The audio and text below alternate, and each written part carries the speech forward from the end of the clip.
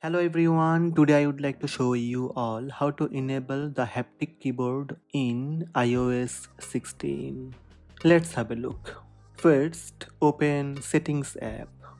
Scroll down little bit and tap Sounds and Haptics. Again scroll down and tap Keyboard Feedback. In iOS 16 you will see haptic option. Just turn on haptic.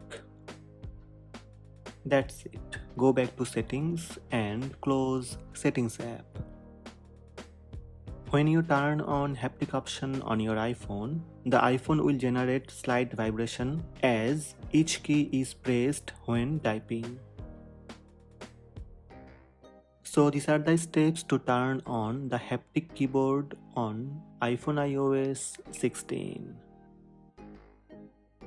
Hope this video help you. Please subscribe my channel by tap subscribe button.